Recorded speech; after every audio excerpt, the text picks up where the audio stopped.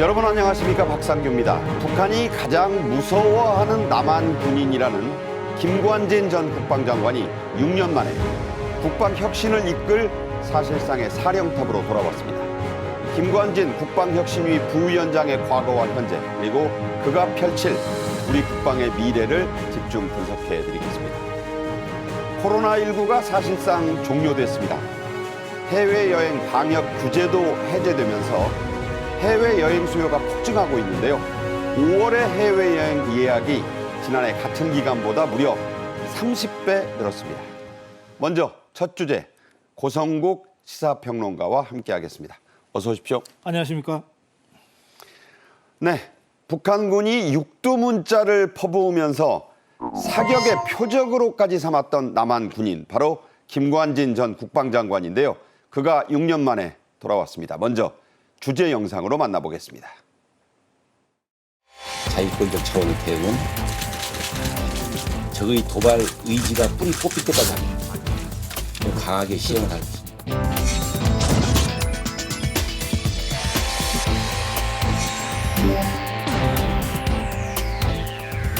미친 잿빛 승냥이 같은 상판대기를 한 김관진 놈은 생긴 그대로 포악하고 무지막지하여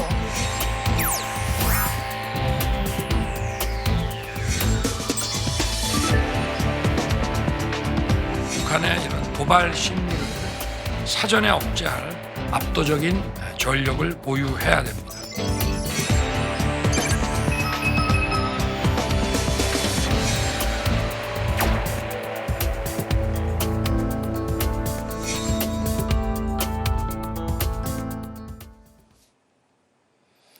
윤석열 대통령이 어제 직속 국방혁신위원회를 열고 김관진 전 국방장관을 혁신위 부위원장으로 임명했습니다. 윤 대통령은 국방혁신위의 모델과 김 전 장관 임명 배경을 이렇게 밝혔는데요. 직접 들어보겠습니다. 작년 하반기에 에릭 슈미트 전 구글 CEO가 위원장으로 있는 미국의 국방혁신자문위원회를 한번 벤치마킹을 해봤습니다. 그런데 저희는 자문위원회가 아니고 그냥 혁신위로 해서 제가 직접 위원장을 맡기로 하고, 또 존경받는 군 원로이신 우리 김관진 장관님을 모시고 오늘 이렇게 위원회를 출범하게 됐습니다. 북한이 가장 두려워하고 싫어한 대한민국의 국방장관. 자, 이 이상 가는 설명이 없겠죠? 네, 뭐 딱 한마디로 김관진 부위원장을 표현했다고 생각할 수 있어요. 근데 윤석열 대통령도 설명을 하셨습니다만, 네.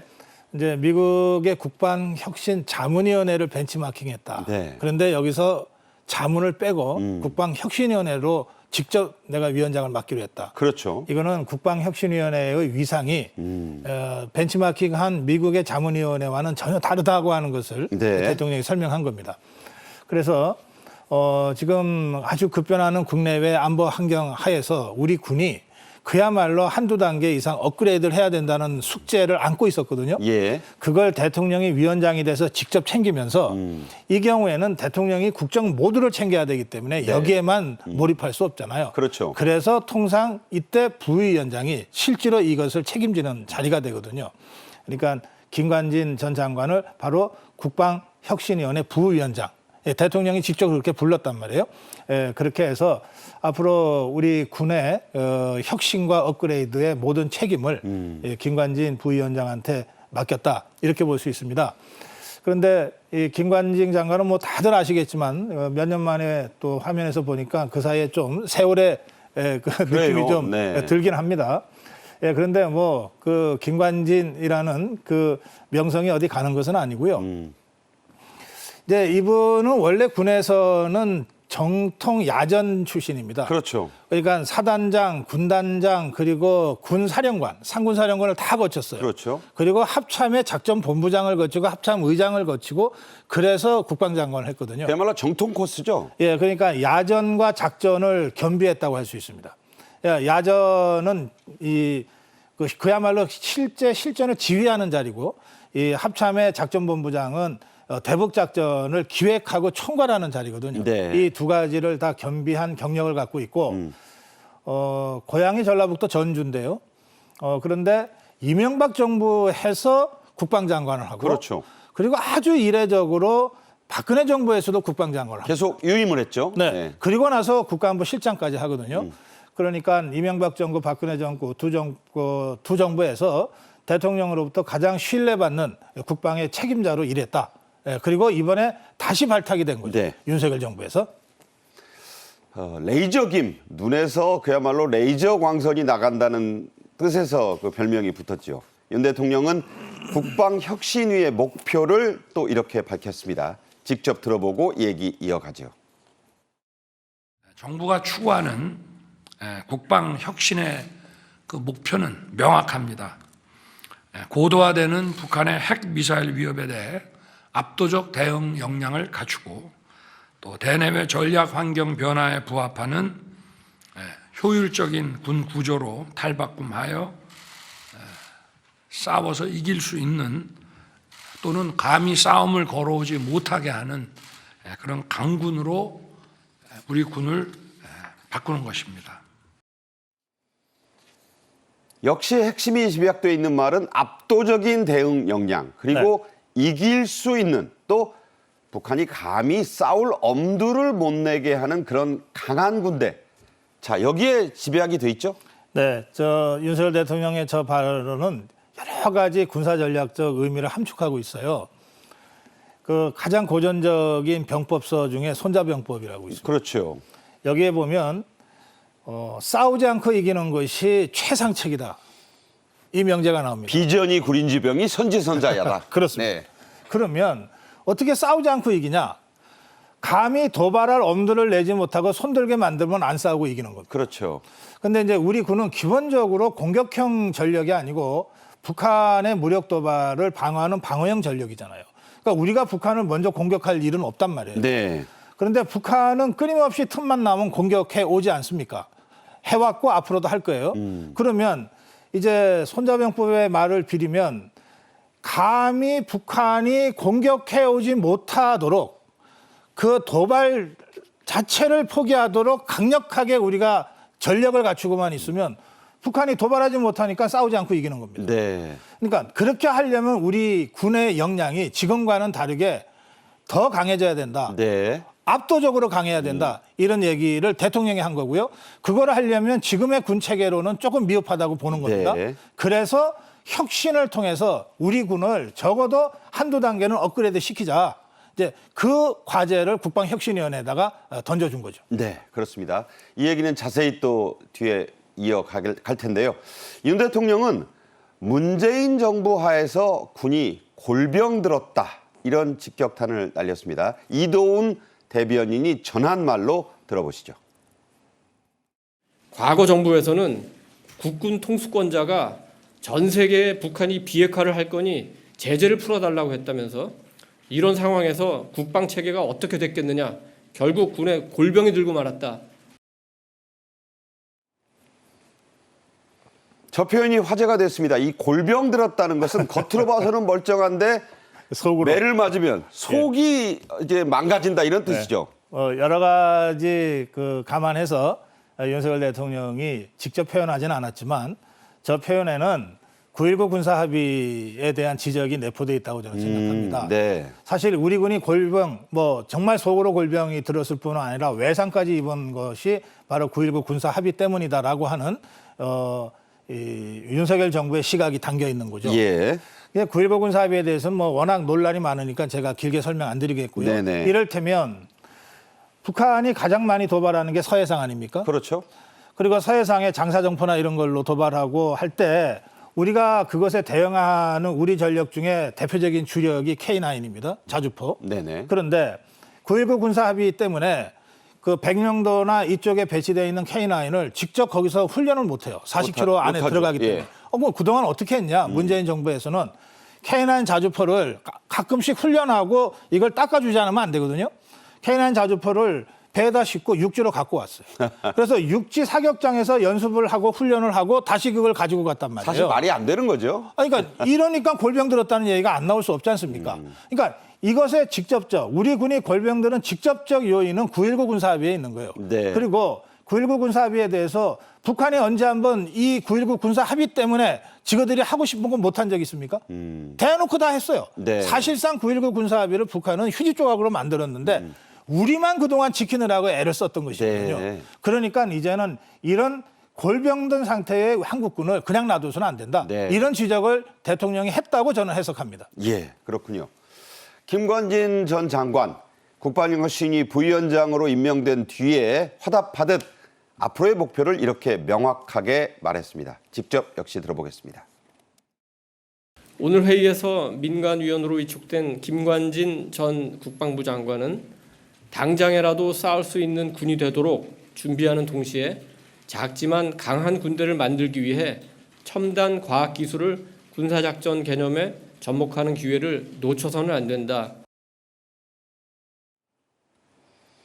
네, 이 말에 이어서 작지만 강한 군대. 이럴 때 나오는 나라가 바로 스위스 아니겠습니까? 예. 강소국. 그렇다면 강소군을 만들겠다는 건데 김관진 부위원장의 이 말 어떻게 하겠다는 건가요? 이것도 굉장히 의미가 여러 가지 있습니다. 그런데 우리가 진짜 작은 나라는 아니잖아요. 그렇죠. 예, 그러니까 여기서 말하는 작지만이라고 하는 것은 북한에 대비해서라는 뜻이 같아요. 그런데 지금 우리가 이 저출산 고령화 사회로 아주 급속하게 빠져들어서 그렇죠. 세계 최저 출산율을 기록하고 있죠. 인구 절벽을 지금 맞닥뜨리고 있죠. 그럼 이게 아무리 우리가 노력을 해도 뭐 몇 년 안에 갑자기 인구가 출산율이 뭐 1%, 2% 뛰지는 못할 거 아닙니까? 지금 0.78이니까. 예, 아무리 노력해도. 네네. 그러면 군 징집 정령 인원이 계속해서 줄 수밖에 없다는 거예요. 그러니까 지금 우리가 그동안은 60만 대군이라고 우리가 통칭 얘기했는데 항상 그랬죠. 전에는 70만이었고. 지금 우리 50만 조금 넘습니다. 네. 그러니까 이런 추세이기 때문에 120만의 그 병력을 보유하고 있는 북한에 비해서는 작다고 표현할 수밖에 그럴 없어요. 수밖에 없죠. 예. 병력은. 중요한 것은 근데 현대전에서는 강하면 되는 거예요. 예.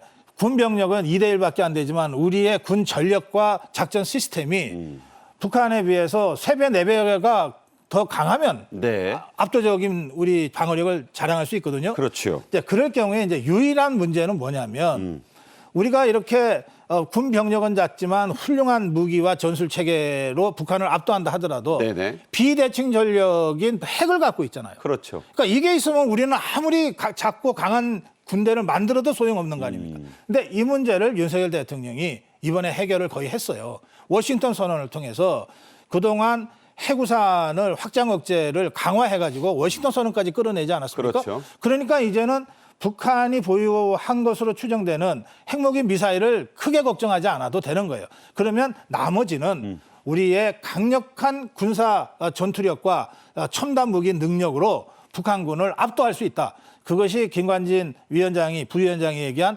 작지만 강한 군이라고 하는 것의 핵심이라고 저는 봅니다. 그런데 이것 역시 군 혁신과 직결되는 거죠. 네. 혁신하지 않으면 작지만 강할 수 없거든요. 네. 자, 혁신이란 말이요. 가죽을 뜯어내서 바꾼다는 뜻이니까 그야말로 대대적인 개혁 그 이상의 의미를 담고 있다고 할 수 있겠습니다. 자, 김 전 장관 과연 어떤 사람인지 한번 돌아볼 텐데요. 앞서도 북한이 가장 두려워하고 꺼려하는 군인이라고 표현했는데 대표적인 사건이 하나 있었습니다. 바로 지난 2015년 8월에 발생한 목함 지뢰 사건이었습니다. 당시에 북한과 판문점 담판을 벌였고 그때 황병서와 네. 그 화장실까지 갔던 얘기 유명하지 않습니까? 예, 상대가 황병서였어요. 그러니까 우리 쪽은 김관진 장관이 나갔고 우리의 최고 대통령 다음으로는 최고의 군 통수권자가 나갔던 것이고 황병서도 당시 지휘는 김정은의 다음으로 군 최고 지휘관이었습니다. 네. 그러니까 이 두 사람이 만났는데 통상 이 남북 관계를 협상할 때는 어떤 실무자들이 만나고 조율하고 뭐 그러면서 올라가는데 그렇죠. 당시는 상황이 워낙 급박했어요. 목함지뢰로 우리 장병들이 부상을 입었고 그렇죠. 그리고 그 상황에서 어떻게든 빨리 뭔가 남북 간에 해결을 하지 않으면 북한이 정말 전면전에 준하는 뭐 도발을 하겠다고 막 협박을 놓고 있는 그런 그랬죠. 상황이었거든요. 네네. 그러니까 실무진들 거쳐서 차근차근 가서 뭐 며칠 몇 주 만에 뭘 한다는 것이 어려운 상황이었습니다. 그러니까 우리 입장에서도 도박을 한 거죠. 김관진이 직접 나갔다. 그래서 저쪽에서 황병석 직접 나왔다. 그랬죠. 그러니까 여기서 결론 내지 않으면 이제 남북 정상들이 결론 낼 수밖에 없는 상황이 된 거다. 물러설 수 없는 상황에서 그랬죠. 43시간의 장기, 무박. 예, 그것도. 무박. 43시간의 무박 협상을 했고 결국은 우리 입장에서 볼 때는 소기의 성과를 거둬낸 겁니다. 네. 북한으로 하여금 북한이 유감을 표시했거든요. 그게 아주 굉장히 이례적이었어요. 그렇습니다. 그때. 그동안 북한이 뭐 수만 건의 군사 도발을 해도 한 번도 사과하거나 유감 표시한 적 없습니다. 딱 4번 했어요. 네. 그런데 이 4번은 나머지 3번은 북한이라는 주어 없이 한 겁니다. 그렇죠. 그런데 그 15년에 김관진 장관이 끌어낸 그 북한의 양보는 뭐냐면 북한이 이 사건 관련해서 유감을 표한다. 그러니까 이렇게 돼 주어가 있습니다. 나온 최초의 그렇습니다. 사과였죠. 예. 예, 그러니까 여기서 김관진 장관이 얼마나 강력한 뚝심과 추진력을 갖고 황병서를 밀어붙였는지 이걸 우리가 알 수 있는 것이고. 그러니까 화장실까지 황병서가 따라왔다는 예, 뒷 그렇습니다. 얘기가 있어요. 예. 좀 협상하자. 네. 그러니까 그만큼 원칙을 강구하게 견제했던 것이고 사실은 이렇게 된 데에는 당시 대통령의 강력한 신임과 정권 위임이 없었으면 안 됐을 거예요. 네. 그러니까 박근혜 대통령이 김관진 장관을 그만큼 믿었던 거죠. 안보실장을. 그리고 그때 29발을 응사를 네. 단호히 하지 않았습니까? 먼저 했습니다. 네. 예, 그러면서 한판 붙어보자. 그런데 당신들이 사과하고 재발 방지 약속하면 우리가 이 선에서 중단하겠다 그랬고 당시에 29발 응사뿐만 아니라 그 대북 확성기 방송을 바로 재개했습니다. 그렇죠. 북한이 제일 두려워하는 것 중에 하나 아닙니까? 이 대북 심리전, 그러니까. 확성기 방송. 그래서 그 레버리지를 적절하게 활용을 해서 사실은 북한의 백기양복을 받아낸 겁니다. 네. 그렇게 하면서 이 협상을 마무리했기 때문에 이것은 김관진 안보실장의 강력한 뚝심과 추진력이 얻어낸 결과다. 그렇게 평가하는 겁니다. 네. 지금 앞서도 말씀이 좀 있었지만 무박으로 그러니까 잠을 아예 안 잔 건 아닌데 사실상 뭐 거의 안 자다시피 하면서 4일 43시간 동안 그야말로 마라톤 회담을 이어갔고요. 북한에게 언성을 높인 그 이례적인 또 사람이 김관진 전 장관이었지 않습니까? 예, 그동안에 이제 남북 협상을 보면요. 예, 역대 정권의 남북 협상에서는 늘 큰 소리 치는 게 저쪽 북쪽이었어요. 뭐 파토놓겠다 그러고 막 협박하고 불바다 협박하고 막 이런 식으로 했어요. 네. 그 이제 우리는 어쨌든 협상장에 나갔을 때는 원만하게 대화하고 협상해서 뭔가를 끌어내면서 이 상황을 관리하기 위해서 나갔기 때문에 네. 큰 소리를 치고 싶어도 치기가 어려운 상황이었어요. 네. 그런데 이번 이 목함 지뢰 사건의 경우에는 이거는 우리가 명백하게 이 먼저 공격을 받고 피해를 받은 것 아닙니까? 그러니까 또 김관진 장관의 특유의 그 아주 강단 있는 태도가 큰 소리까지 나오게 만든 것이고 황병서 쩔쩔매면서 결국 백기양복한 거죠. 그러니까요. 자, 여기에서 김 전 장관이 안보 현장에 복귀하면서 나온 여러 어록들이 지금 조명을 다시 받고 있습니다. 현역 시절의 어록, 이순신 장군의 이야기가 또 그때 많이 회자됐었는데 이 얘기입니다. 적이 도발하면 자동 응징, 포격 도발 시 10배로 응징하겠다. 북한이 도발하면 굴복할 때까지 도발을 해서 그 대가를 줘야 된다. 작전을 시행할 때 현장에서 묻지 말고 먼저 조치하고 후 보고하라. 이게 참 많이 나오는 얘기인데 네. 그 말을 실제로 실천한 게 있어요. 네. 북한이 도발하면 우리 미사일로 숨통을 끊어놓으라. 참 저런 얘기들이 지금 다시 조명을 받고 있습니다.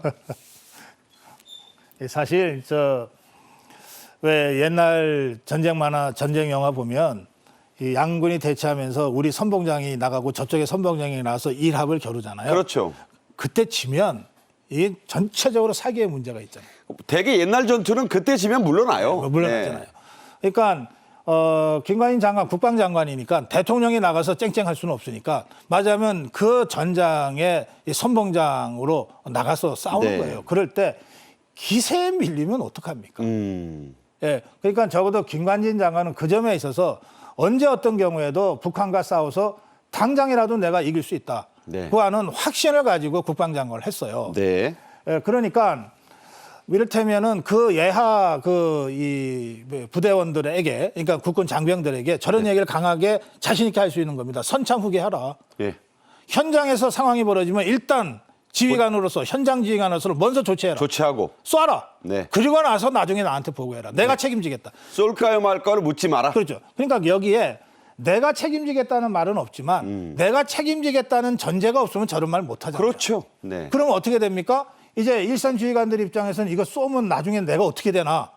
그래서 보고하고 하다 보면 결국은 나중에 결정할 때 타이밍 놓치고 결정하는 사람들이 야 웬만하면 좋은 게 좋은 거 아니야라고 하는 식으로 결론을 내려버리면 네. 결국 당하고 마는 거거든요. 그러니까 선창후계는 사실은 우리가 적과 대치하고 있는 상황에서는 우리 군에 정말로 누구나 다 해야 될 기본적인 상식인데 저 상식이 잘 지켜지지 않았던 비정상적인 시기가 있었던 거예요. 네. 그러니까 그 상식을 바로 세우고 다시 정상화시키자. 그것이 김관진 장관 복귀의 중요한 의미라고 생각합니다. 네. 김관진 전 국방장관이 전군의 장병들에게 보냈던 지휘서신 1호, 이것도 다시 조명을 받고 있는데요. 이순신 장군의 어록에 나오는 표현을 여기에 썼습니다. 자, 다시 한번 보겠습니다. 좀 어렵긴 한데 차수약제, 수가적의 원수거든요. 원수를 만약 제거하지 한다면 사즉 내가 죽어도 무감, 유감이 없다. 네. 그런 뜻이잖아요. 그렇습니다. 그러니까 이순신 장군이 사실은 23전 23승을 하는데요. 단 한 번의 해전도 본인이 뒤에서 지휘만 했던 해전이 없어요. 그렇죠. 늘 선봉에 서서 자신을 드러내야 우리 군도 내가 지금 지휘한다는 거 알 거 아니에요. 네네. 그러니까 가장 위험함에 노출시키면서 전쟁을 치렀어요. 그러니까 그때 그 마음은 내가 이 전투에 나가서 지더라도 적 하나를 더 죽이고 죽는다면 나 유감이 없다. 이런 심정이었고 그래서 이순신 장군이 23전 23승 하는 과정에서도 네. 부상을 많이 당합니다. 네. 그리고 맨 마지막 전투에서 결국은 전사하는데요. 그 마지막 전투 때를 보면 이 왜군이 이제 졌다 그러고 후퇴할 때예요. 그러니까 굳이 쫓아가서 경멸하지 않아도 될 때입니다. 네. 도망가는 거 터 좁으면 이제 승전을 하는 그만 개선 장군으로 한양에 돌아갈 수 있을 그때인데 그러나 우리 땅을 침범한 왜군은 단 한 명도 살려보낼 수 없다 하고 마지막까지 전투를 치렀거든요. 네. 그러니까 그런 이순신 장군의 이 정신이 저는 김관진 위원장뿐만 아니라 부위원장뿐만 아니라 우리 군 모두에게 원래는 바닥 깊이 깔려 있는 거예요. 네. 이 상승의 정신이 이제 다시 되살아나야 된다고 생각합니다. 국방장관이 대한민국의 국방장관이 집무실에 김정은 사진을 걸어놔서 화제가 네. 됐었는데 이유가 있죠? 이유가 있죠. 이게 제가 그 군 작전 지휘관들 경험을 했던 분들한테 말씀을 들으면 이렇게 이제 가상 시뮬레이션 할 때 네. 상대가 어떤 수를 쓸까를 계속 고민하게 된대요. 네. 그래야 우리가 이 맞대응도 하고 함정도 파고 그러잖아요. 그러니까 김관진 장관의 입장에서 상대는 김정은인 거예요. 그리고 그 밑에 있는 뭐 군사령관. 그러니까 이 사람들의 사진을 걸어놓고 저 사람은 지금 무슨 생각할까? 네. 이것을 끊임없이 생각하면서 국방장관을 했다는 거거든요. 네. 그러니까 휴일이 어디 있습니까? 전쟁 중인데. 그러니까 휴일 없이 계속 근무하고 그런 방식으로 김관진 장관이 모습을 보였기 때문에 북한 입장에서는 사실 암살 1호였을 거예요. 그러니까요. 제거 명령 1호. 그러니까 이 김관진 장관의 그 언행과 하루 일과를 속속들이 알고 있었을 텐데 그래서 더 무서워했을 거다. 더 싫어했을 거다. 그런 생각이 듭니다. 네. 김 전 장관의 일화 가운데는 2014년 청와대에 침투했던 무인기를 복제품을 만들어둬라 해서 이게 요새 와서 또 유용하게 쓰였던 그런 일화도 있습니다. 자, 앞서 김관진 전 장관을 북한이 육두문자까지 쓰면서 비난을 막 퍼부었었는데요. 그 모습 한번 들어보겠습니다. 김관진 욕도는 2010년 괴뢰 국방부 장관 자리에 올라앉자부터 폭력은 군을 유지하는 기본 수단이라고 공공연하게 떠버리면서 군부 졸개들과 사병들을 동족 대결의 미치광이로 만들고 또 극악한 인간 증오 사상과 야수성으로 길들이면서 김관진 놈으로 말하면 이명박 정권 때부터 지금까지 괴뢰 국방부 장관 자리에 오랫동안 틀고 앉아 대결과 전쟁에 미쳐 날뛴 극악한 호전광 무지막지한 친미 군사 깡패이다. 놈은 미국과 결탁하여 동족 대결과 북침 전쟁 책동에 광분하면서 군사적 긴장을 극도로 격화시켰으며 무분별하게 도발을 걸었다가 오도맞은 데 대해 북을 응징하지 못한 것이 천추의 한이 된다고 죄쳐대면서 어떻게 하나 전쟁의 불집을 터쳐보려고 온갖 발악을 다하였다. 북한군이 표적지에 김관진 전 장관을 붙여놓고 네. 뭐 김관진 놈 이 정도 얘기한 건 뭐 약과고요. 사격 훈련을 하는 모습이 조중 TV에 여러 번 공개가 되지 않았습니까? 예, 김관진 장관은 아마 그런 장면을 적이 달아준 훈장이다. 이렇게 생각할 만큼 담대한 인물입니다. 사실 우리 군도 김일성, 김정일 표적지를 사용한 적이 있어요. 근데 네. 김일성, 김정일 수계를 표적지로 사용한 적은 있지만 그 밑에 무슨 국방장관급에 해당되는 그런 북한 군의 군인 사진을 놓고서 표적지로 사용한 적은 없거든요. 네. 그러니까 북한군 또 김정일, 김정은의 입장에서는 저 김관진이라는 남측의 장군이 네. 남측의 대통령보다도 더 무섭고 껄끄러웠던 거예요. 그렇게 볼 수 있겠죠. 네. 네. 자, 과거 기소되고 재판을 받았을 때의 김관진 전 장관의 일화가 또 화제가 되고 있습니다. 결심 공판이 있었고 이때 최후 진술을 통해 부하들은 선처해 주길 바란다라는 얘기를 해서 당시에도 뉴스가 되지 않았습니까? 자, 한번 보면요. 침과 대적, 참 자꾸 하사자성어가 나오는데 예, 침과 대적이라는 게 이제 과가 창입니다. 과가 창이잖아요. 예. 베개처럼 창을 베고 누워 적을 기다리는 마음. 이게 이제 침과 대적인데 예. 그 마음으로 장관직을 수행했다. 책임은 저에게 있으니 부하들은 선처해 주길 바란다. 이런 얘기 하지 않았습니까? 네, 최후 진술에서 나오는 얘기인데요. 저 최후 진술에는 이재수 장군에 대한 애틋한 추모의 얘기도 있습니다. 박지만 예. 씨의 동기생이고 아깝게 또 기무사령관 극단적 선택을 했죠. 했다가 그러니까 그런 이제 김관진 장관의 입장에서는 다 부하, 정말 아끼고 사랑하는 자기 목숨보다 더 귀한 부하들인데 이들이 때로 극단적 선택도 하고 또 감옥을 가기도 하고 이런 모습을 보면서 본인이 죄가 있어서 시인한 것이 아니라 내 죄가 없다. 그러나 만약에 죄가 있어서 책임을 묻는다면 나한테 물어라. 네. 이렇게 마지막 최후 진술을 했습니다. 네. 김관진 전 장관, 이제는 혁신위 부위원장이죠. 연작 처당이라는 고사성어를 즐겨 썼었는데 어제도 윤 대통령과의 만남 자리에서 이 말을 해서 화제가 됐습니다. 예. 자, 이 연작 처당 무슨 뜻이고 왜 김 전 장관은 이 말을 이번에도 했습니까? 연작 처당은 연은 제비 연자고요. 작은 참새 작자입니다. 네. 그러니까 제비와 참새가 제비는 보통 처마 밑에 있잖아요. 참새는 그런 게 없는데 네. 어쩌다가 같이 살게 되면 같은 좋은 이웃처럼 착각하고 산다는 거예요. 네. 그런데 그렇지 않다는 겁니다. 남과 북이 때로 대화하고 협상해야 될 때도 있지만 그렇다고 해서 북한이 우리를 호시탐탐 노리는 주적이라는 사실을 잊지 말자. 그러니까 북한의 이 대화쇼 또는 대화 전략 또는 양원 강면 전략 여기에 휘둘려서 북한이 얼마나 위험한 언제든지 도발할 수 있는 적인지를 잊어서는 안 된다. 네. 그것을 경계하는 뜻으로 연작 처당이라는 말을 썼고 그건 평소에 많이 썼어요. 네. 그러니까 이 얘기는 뭐냐면 그냥 단순한 군 지휘관이 아니라 저런 연작 처당은 정치적으로 통일전선 전술로도 나오고 각종 심리전으로도 나오고 사이버전으로도 나오잖아요. 네네. 그러니까 현대전은 총체전입니다. 그런 의미에서.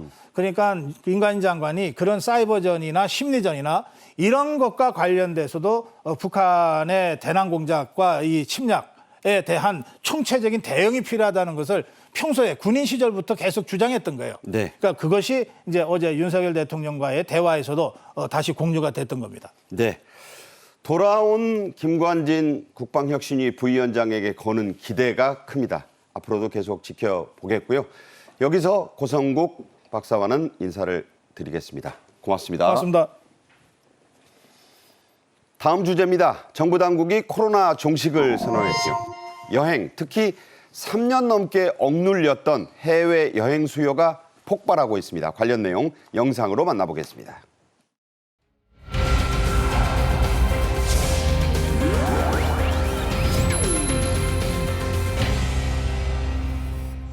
삼 년 4개월 만에 국민들께서 일상을 되찾으시게 돼서 기쁘게 생각합니다.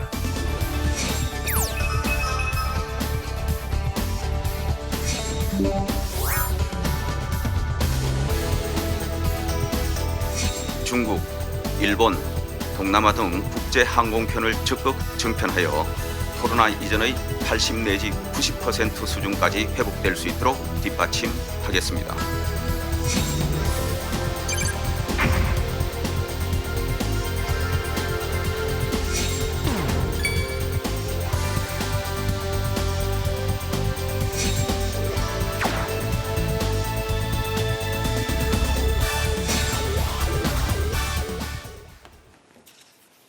하재근 문화평론가와 이 소식 함께하겠습니다. 어서 오십시오. 안녕하세요. 네. 계절의 여왕 5월입니다. 그리고 여름 휴가가 곧 시작되지요. 국제선 항공편 이용객 무려 10배 넘게 늘었다고요? 예, 작년에 비해서 그렇게 늘었다는 건데 1월 달부터 4월 달까지 국제선 항공 이용객이 작년 이 같은 기간에는 174만 명 정도였는데 네. 올해는 1,869만 명이 된 거예요. 얼마라고요? 1,869만 명. 네. 10배 이상 늘었고 특히 4월 달 공항 이용자의 경우에는 1,000만이 넘었습니다. 이 1,000만이 넘었다는 수치가 무슨 뜻이냐면 코로나19 사태 이전에 비해서 80% 정도가 지금 회복이 됐습니다. 네. 그러니까 이 숫자 자체가 4월 공항 이용자 1,000만 이상이라는 거는 인천공항이니까 그나마 감당하는 거 아니에요? 그렇습니다. 인천공항이 세계적으로 규모가 매우 큰 공항이고 초현대식 설비가 돼 있기 때문에 이 정도 숫자도 여유 있게 감당을 하는 거죠. 네.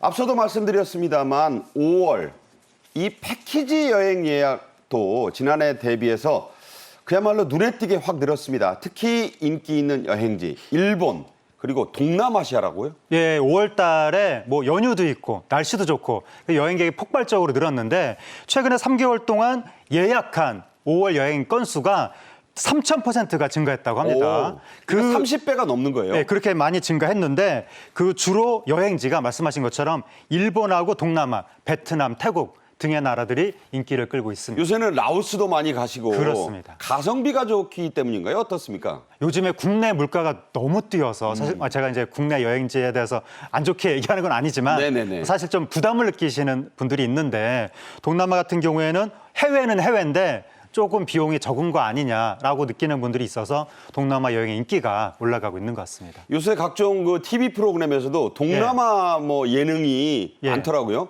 그런 영향도 있지 않을까 하는 생각이 예. 듭니다만은 인기 장소들 가운데 한 군데인 동남아 이 최근 기온이 심상치가 않습니다.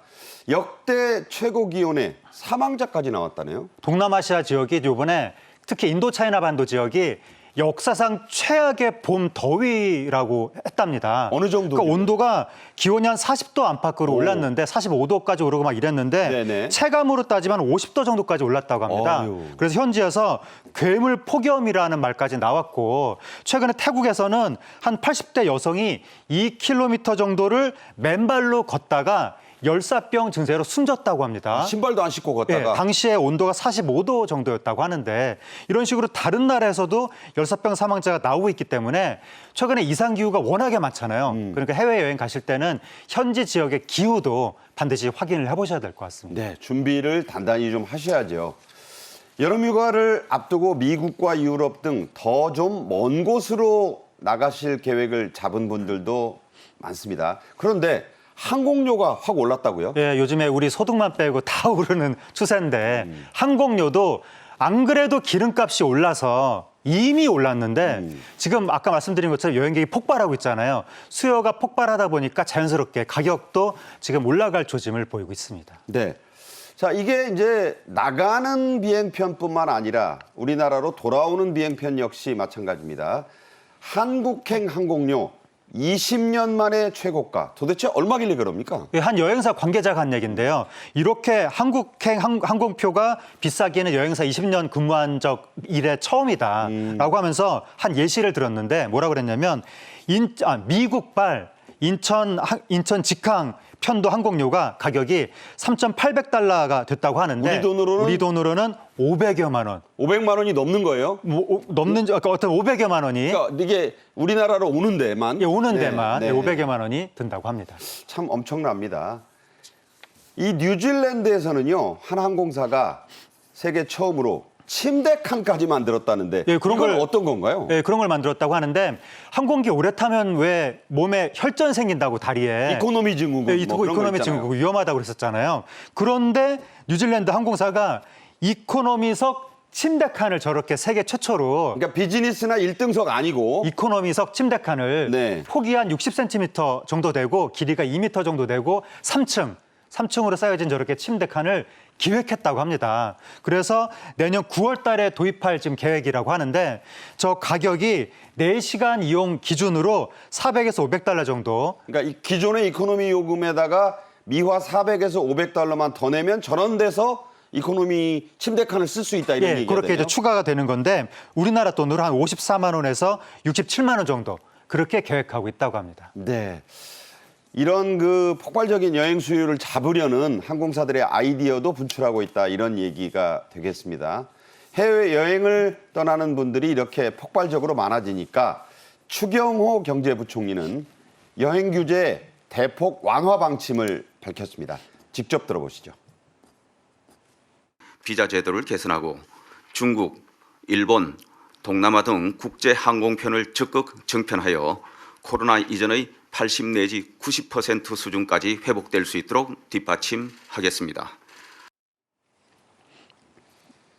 네, 그리고 희소식이라면 희소식이 하나 있는데 저도 그런 생각을 좀 해봤습니다만 여러분들이 좀 귀찮게 느꼈던 휴대폰 신고서 작성 의무 이게 이제 폐지됐다고 하는데 휴대폰 신고서 이거 일일이 꼬박꼬박 쓴 이유가 뭐였습니까? 이거를 쓴 이유는 세금을 부과해야 되잖아요. 그러니까 뭘 갖고 오는지를 확인을 해야 되는 거고 그 안에 불법 물품이나 위험 물품 같은 게 있을 수도 있으니까 일일이 다 쓰게 했는데 문제는 세금을 낼 필요가 없는 면세 대상자도 써야 됐고 그랬죠. 그리고 딱히 들여오는 물품이 없는 사람도 다 써야 됐으니까 너무 불편했던 거예요. 그러니까 이번에 면세 대상자 800달러 이하 물품만 가져오는 사람은 안 써도 된다.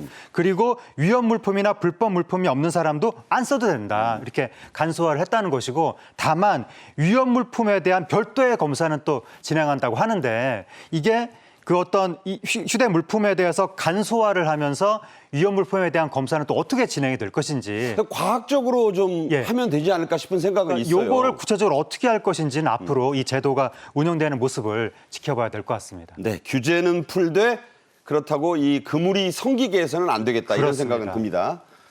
자, 이어서요. 해외 여행하는 분들의 필수 또 부담이 바로 이 휴대폰 전화의 그 로밍 요금 문제인데 여기에 대한 언급도 지금 있다고 하는데 어떤 겁니까? 로밍 요금 부담이 그동안 굉장히 컸었는데 거기에 대해서 과학기술정보통신부에서 로밍 요금 인하 방안을 통신 3사와 집중 협의 중에 있다라고 밝혔습니다. 네, 어쨌든 좀 너무 비싸니까. 예, 그렇습니다. 뭐 산악을 나가는데 10만 원은 좀 그렇잖아요. 그렇습니다. 좀 내려라 이런 얘기가 되겠군요. 예, 그렇습니다. 결과를 좀 기대해 보겠습니다.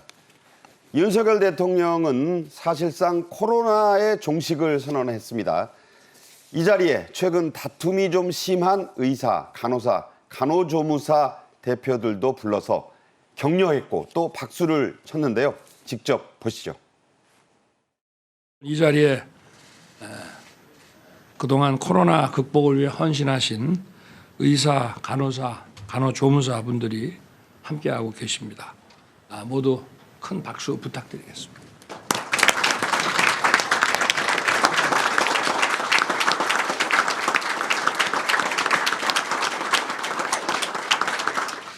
오늘 중대본에서 코로나 위기 경보를 심각에서 경계로 조정을 하고 6월부터 본격 적용하기로 했습니다.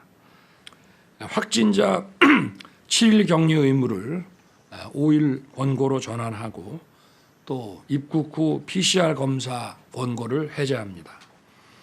입원 병실이 있는 병원 이외의 모든 장소에서 실내 마스크 착용 의무를 해제합니다. 3년 4개월 만에 국민들께서 일상을 되찾으시게 돼서 기쁘게 생각합니다. 그동안 애 많이 쓰셨습니다. 외국 여행객들이 한국에 많이 오게 하고 많이 쓰게 만드는 겁니다. 그리고 한국인의 해외 관광 열풍을 국내로 돌리는 겁니다. 네, 뭐 방송 프로그램 제목 중에 어서와 한국은 처음이지 이런 게 있지 않습니까? 정부가 해외여행도 중요하지만 이게 관광 역조가 심하거든요. 그래서 내수 관광, 외국인들이 우리나라에 좀 많이 찾아오게 하는 것을 위해서 박보균 장관도 지금 얘기가 있었습니다만 관련 정책을 다양하게 지금 추진할 계획이 있죠? 네, 국내 관광 굉장히 중요한데요. 관련해서 문체부하고 각 지자체 관광 담당자들이 최근에 모여서 K-관광 로드쇼 설명회를 개최했거든요. 네. 거기서 이제 여러 가지 그 아이디어들이 나왔는데 나온 아이디어들이 뭐냐면 워케이션. 이게 이제 일하고 베케이션, 네, 이게 워크하고 휴가를 결합한 거죠. 네, 워크하고 베케이션 합쳐가지고 휴가지 원격 근무. 그러니까 휴가지에서 아예 체류하면서 일도 하고 휴가도 즐기고 네. 이렇게 하자는 것이고 그다음에 또 그 휴가지에서 한 달 살기 이런 걸 통해서 지역 체류형 관광을 활성화시키자. 그밖에 지역 축제를 활성화시키자 뭐 등등등 여러 가지 이야기가 나왔고 특히 문체부에서는 각종 여행 할인이라든가 여러 가지 이벤트 이런 것들을 앞으로 확대하겠다 이런 아이디어를 내놨습니다. 네, 해외로 나가는 분들 탓만 할 게 아니라 우리 내수 관광으로도 눈길을 돌리기 위해서는 정부뿐만 아니라 여행업에 종사하는 분들의 노력도 있어야겠습니다. 실제 외국인들이 우리나라에 여행 와서 사용하는 돈들에 대한 경제도 지금 활성화되고 있다는데요. 어떤 제품들이 특히 인기인지 중국과 일본, 미국을 중심으로 좀 설명을 할 필요가 있겠습니다. 좀 설명을 주시죠. 예, 관련된 도표가 있는데요. 주로 이제 외국인들이 국내에서 소비하는 물품들이 화장품, 의류, 식품 이런 거에 이제 집중이 돼 있는데 이제 뭘 사가는가를 알아봤어요. 중국, 저희가. 일본, 미국이 조금씩 다릅니다. 네. 중국 사람들은 관광객들은 화장품을 압도적으로 가장 많이 삽니다. K뷰티가 75.8%. 그렇습니다. 근데 일본 관광객들은 식품을 좀 더 많이 사고 네. 미국 관광객들은 의류를 좀 더 많이 사는데 한국 옷을 더 많이 산다 그렇습니다. 이런 얘기죠. 그런데 네. 전체적으로 다 통틀어서 보면 압도적으로 화장품이 가장 많고 특히 중국 관광객들이 일반 관광객들이 화장품을 사는 경우도 많지만 아예 물건 구입을 목적으로 한국에 오는 분들도 많고 그렇다 보니까 화장품 매출이 많이 나타나는 것 같습니다. 자, 그러니까 대한상공회의소가 이게 분석을 해보니까 자, 재밌는 거는 중국은 바르고 일본은 먹고 미국은 입는데 이 한국 것들을 네. 그런데 이제 돈을 많이 쓴다 이런 얘기가 되는 거예요. 그렇죠. 그런 식의 이제 평가가 나올 수 있는데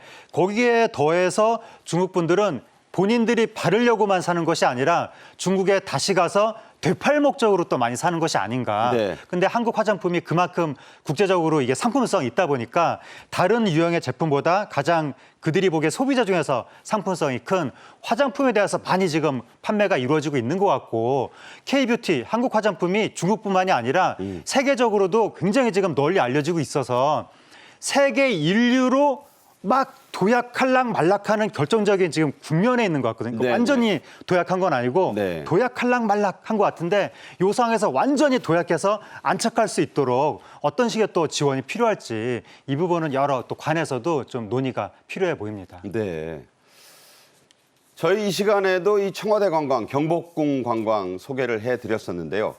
청와대를 중심으로 한 K관광도 열심히 추진되고 있습니다. 특히 북촌마을, 서촌마을, 이 한옥마을에 관광객들이 모여들자 여기를 특별관리지역으로 지정을 하겠다는 방침이 나왔어요. 이게 어떤 겁니까? 예, 종로구에서 한옥마을 지역을 특별관리지역으로 지정하도록 신청을 하겠다라고 하는 것인데 올해 11월까지 지정이 됐으면 좋겠다라고 하는 입장인데 이게 이제 특별관리지역이 되면 주민들을 보호하게 되는 겁니다.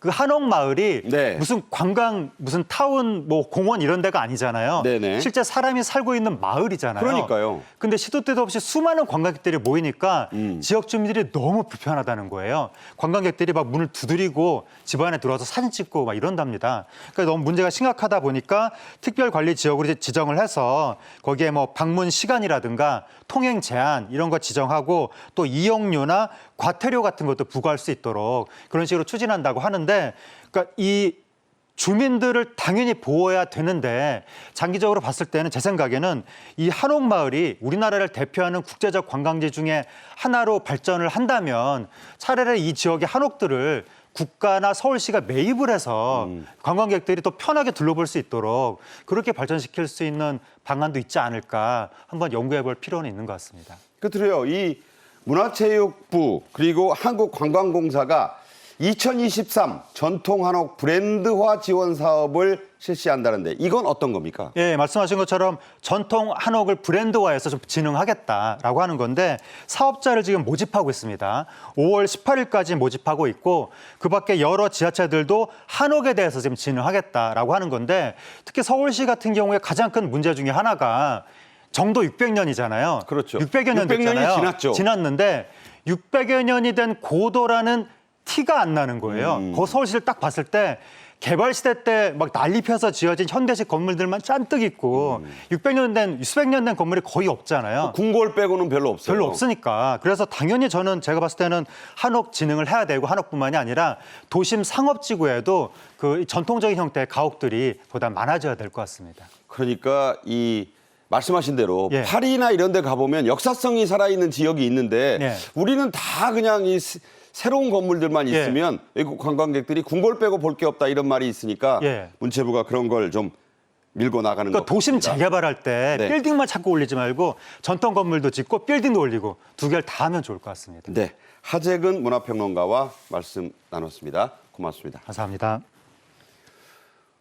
오늘 저희 생방송 정책의 이슈가 준비한 소식 여기까지입니다. 시청해 주신 여러분 감사합니다.